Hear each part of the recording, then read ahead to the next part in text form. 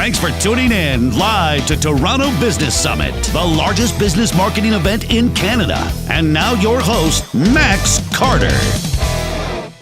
All right, everyone, welcome. And I'm joined today with Leyla Razeghi. She's a business strategist specializing in product businesses.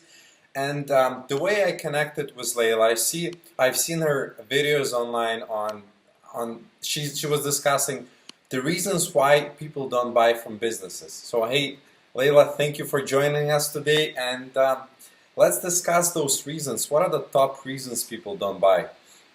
Yeah, thanks so much for having me. And like you mentioned, I specialize in product-based businesses, so I'm bringing in knowledge from my corporate experience in consumer products. And then one of the main things that I worked with was consumer psychology. Mm-hmm. So understanding why people would buy and they wouldn't buy. So I'm going to share with you the three main reasons why people don't buy. And the examples that I give are for products because that's what I work with, but they'll be definitely useful for services. So the first reason why people won't buy from you is because they don't need what you're selling.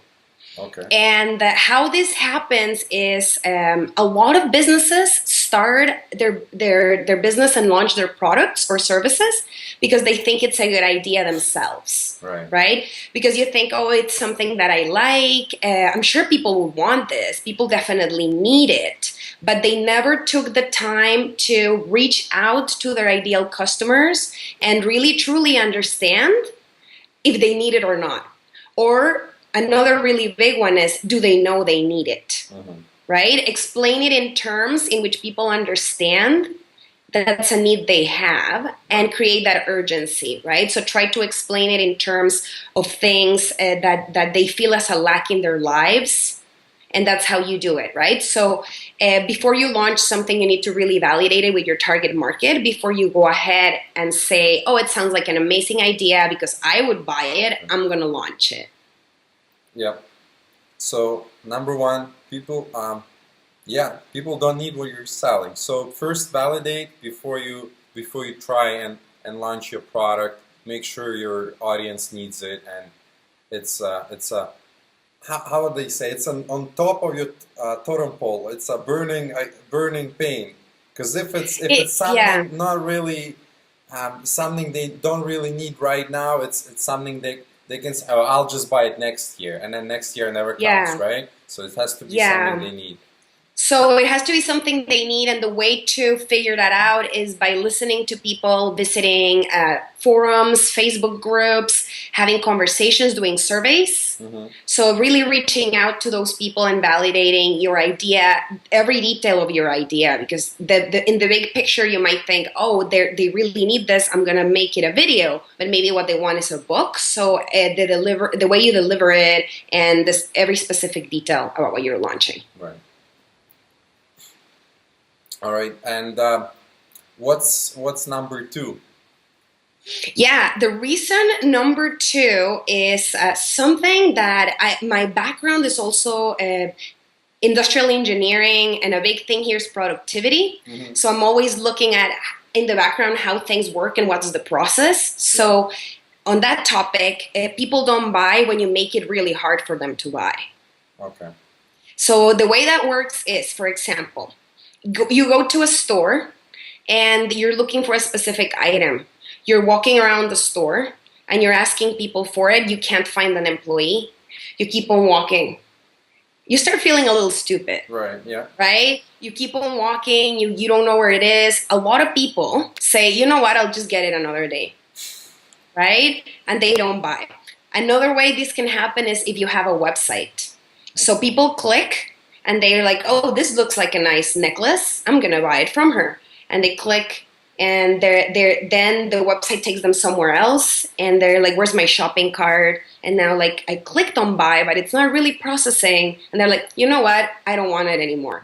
Because what happens is psychologically, when people don't understand the process, they start feeling stupid, like I was saying. You don't want your customers to feel stupid. You want to make them feel smart, and you want to be walking them through the process so they understand what's going on before, during, and after the purchase. Because sometimes it happens that you also buy a product and then you don't hear from them, and you're like, did I really buy it? Did the payment go through? Are they going to deliver it to my house? Like, what is happening? So making it really easy for people to buy, minimizing the steps that they have to go through, and really informing them from the beginning, what are they buying and how is it going to be delivered, right? So that one is a really small thing that makes a big difference. So you gotta simplify the process so it takes them less time to get something to get the result they need, right? The end product where you're selling in the less possible steps. Yes, and you have to consider every step from them understanding what you sell. So visiting your website and getting informed, right? And then the actual purchase, and then the delivery of the product, or if it's a service, the delivery of the service as well. So they have to really understand what they're doing and making it really easy. So if your process has 15 steps, how can you make it 3 steps? How can you make it 4 steps? Right, like Amazon released that button that you just press by your washing machine. With the button, the detergent is on the way already. You want to make it easier to purchase, and another reason is the faster people purchase, the less buyer remorse they'll get during the process, right? Because if you give them a lot of time, they might start thinking, yeah, this is taking too long, maybe I don't need it, blah, blah, blah, blah. So, yeah. Yeah, they'll start thinking of, yeah, exactly as you said, why do I need it? Do I really need it now? Is it a good price? Can I find it cheaper somewhere? Can I find it a better product somewhere? And there's these thoughts. If it's an impulse buy, you just buy it. Like you go to Starbucks, you don't think, oh, it's a good price or is it a good coffee? You just buy it and walk away and forget about it. Yeah, and when I was working in consumer products in corporate, one of my main responsibilities was to figure out how to put things on shelf in a way that was easier to shop, depending on how people thought in that specific category. Like, do they care first about price? Do they care first about size or flavor, depending? And you could see the amazing difference in sales when you had a messy shelf and when you had it a little bit easier to understand. And that applies to everything. So if you're selling your product on your website, you want to keep it organized in a way in which making a decision is easy. Because if you click store or shop and then you see just a huge line of 200 products, people are going to be like, okay, another day then. But so you have to put your products in categories, explain the differences, explain what sizes you have in a way that's super easy to view and understand online and in store. And I just wanted to add to that. There's an app. I think there's a free plan there. Hotjar it's called, and you can install it on your website, and it actually records every session of your visitors. So you can play back. What are they doing? And after, when you look at it, you see, are they confused? Are they dragging their mouse back and forth? Can they find the buttons you want them to press? So it's actually, it's really good.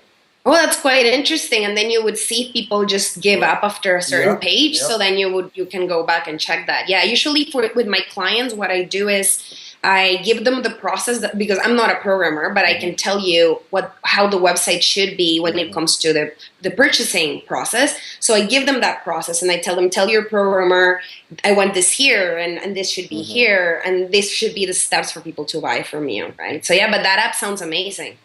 But you base on your expertise and your knowledge on psychology, right? Yeah, on my expertise, how will people buy, making it as simple as possible, and what would people care about depending on a specific product. For example, one of my clients is selling products that are made by women and in communities at risk. So we're putting as much as we can on the website. We're making it about the positive impact, right? So those are the type of things that you want to do. And then after they learn the main things that they want, how can we send them to buy in an easy process? So that's what we do. Yeah.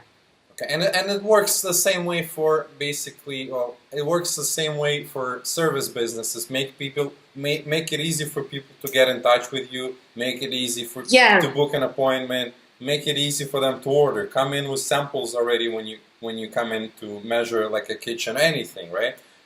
Yeah, and if it depends on your.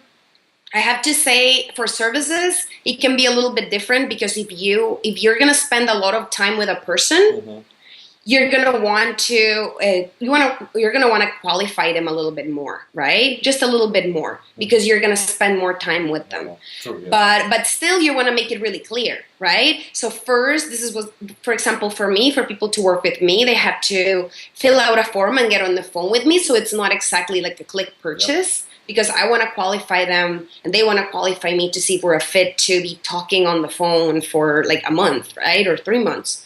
But they do know what step 1, step 2, step 3, step 4. Mm-hmm.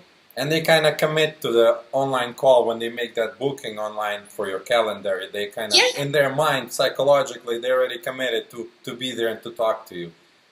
Yeah, they're committed, and they also are, they're qualifying me as much as I'm qualifying them, because it's ethically, if you're working with someone for a long time in a service, you want to really make sure that you can help that person and that you're going to like each other too. Right, yep. Yeah. All right, let's do number 3. Yeah, so number 3, I left it last because it's the most important part, and it's one of my passions to talk about, which is value. And the third reason is people won't buy from you because they don't understand the value that you're offering. So when you're talking about what you have in a really high level, when you're talking about it in technical terms, if you're saying, for example, in my case, if I say I do strategic planning, people are like, okay, cool.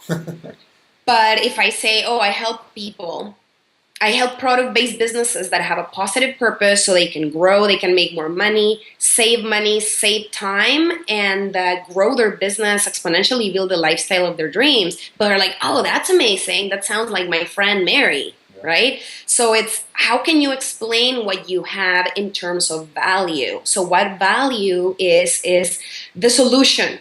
So what do people get? What do people get around better relationships, feeling healthier, losing weight, finding the love of their life? Because I do have friends that are love coaches, so that's a solution. Making more money, saving time, getting international recognition. Like, what are you helping people with, and how can you explain that value in terms that they connect with? Right? So let's not explain what we do in technical terms. Let's just talk about the value. And then going back to the number 1, let's make sure that it's a value that connects with them and that they really need. Right. So this, you kind of, you sell them what they want, but then you deliver what they need, right? Yeah. And it's talking about the final result that they'll be getting by working with you. Right? So you make more money, you save time. I'm talking about my personal example. But the way I deliver that is through taking them through a process in which we work on their business foundations. We get clear on their business model, how they're going to make money, their financials, who is their ideal client. But that's not what I'm talking about.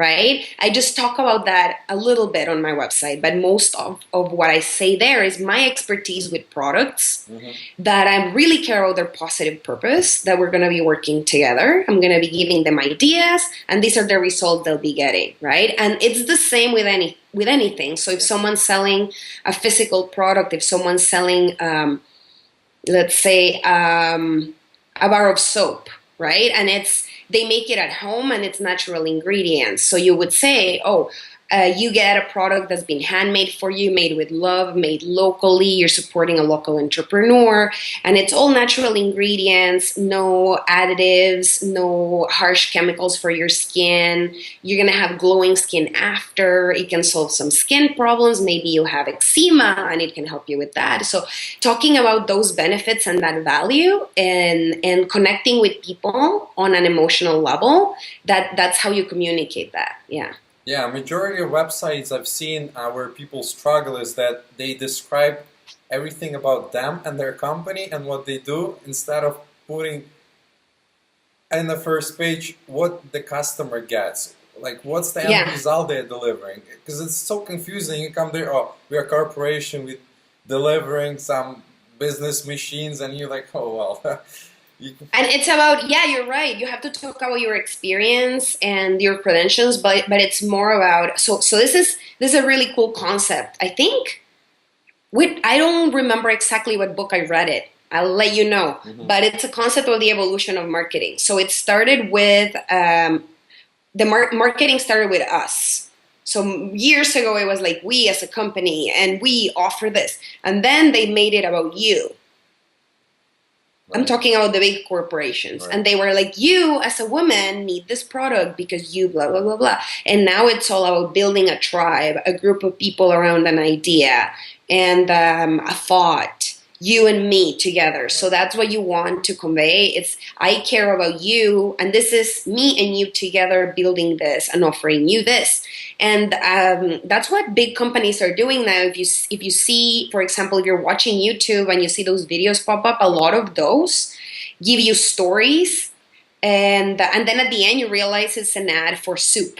And you're like, oh, okay. And but the advantage of small business is you can do that more authentically. Right? Because when it's a big company, you're like, okay, they're giving me an idea of this grandma with her granddaughter cooking, and then it's an ad for canned soup, and I'm not quite getting it. But if you're a small business, and if you say, like, for example, my client that's selling the product that women in the communities at risk are making, she would say, okay, these women are making this product, we're helping them. This is a passion of mine and yours. We're making a positive impact together. And it comes a lot more authentic than Dove having a campaign for positive body image, right? Which they've been doing and it's working well for them. But as a small business, you can really make that connection in a more authentic way, more relatable. Right. Yeah, that's interesting. Well, the psychology of selling is huge. Even though, like the example you mentioned about soup is you might not get it right away, but then when you're in the supermarket, right, you'll remember that picture of grandma and that coziness, and you're like, oh wow, that's what I want, and this soup is like, it's not delivering that experience, but that's what your mind thinks. So it's interesting. It works because they're doing it, right? And it works. But the cool thing is that as a small business, it's an actual story, right? It's an actual story of you and me doing this together. I made this jam for you, for someone like you, right? I made it with my hands, or my small company made this. For example, another client I had, she was making recipes without substituting milk for other ingredients. So it was like, oh, my family had suffered from lactose issues. So we decided that we were going to bring you these smoothies with nut milk because of what my daughter went through. And you're like, oh, that sounds cool. If her daughter's having it, it sounds safe, it sounds good, and you connect with that. What kind of simple audit maybe businesses can do on their message, maybe marketing efforts right now to see if they're doing something wrong? You know what? That's a complicated question, because usually what I do with people, almost never the answer is a simple audit. What I have noticed is people have this urgency to launch, and they start asking questions like, how do I do Kickstarter, and how do I start a social media account that works? And honestly, the answer is 99% in the foundations that they didn't work on. So it's in really truly understanding their business model. So what are the different components? Who are your partners? What are your costs? How are you going to be making money? What's your competitive advantage? Who's your ideal client? So when you have those things clear, then everything else just flows. So that's what I would say is, if you're a business that is lacking sales, just ask yourself, did I work on those things? Do I really, if someone asks me, who's my ideal client, can I give them a profile of that person? Can I feel like I know that person? Do I know exactly how am I going to be making money? Is my pricing something that I really thought through financially? So it's usually more that it's a lot of work that people skipped, and then it comes and shows up in the future as lack of sales or not enough growth. That's what I have found. Right. They don't get the fundamentals right, and then other kind of marketing campaigns go off track because they don't know who are they sending the message to and stuff like that, right? That's what I realized, that I've had people ask me, what should I have in my online store? And then they want me to tell them a list of things, and what I say is, but who's your ideal client? Is it me? Because if it's me, I can tell you what I would buy. But if it's not me, then I'm gonna send you to do that, to do the work that people would just want to skip because they're like, oh, this is such a great idea. I'm gonna launch my kick. Yesterday, for example, someone was asking in a group, who knows how Kickstarter campaigns for products? And then someone tagged me.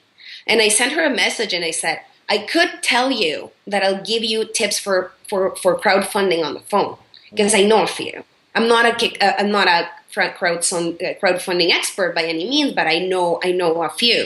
And I said, but I'm not going to do that. What I'm going to do is recommend to you, have you worked on these things? Do you have a clear target market? Have you worked on your business model? Do you know how you're going to be making money? Do you really think you're pricing through?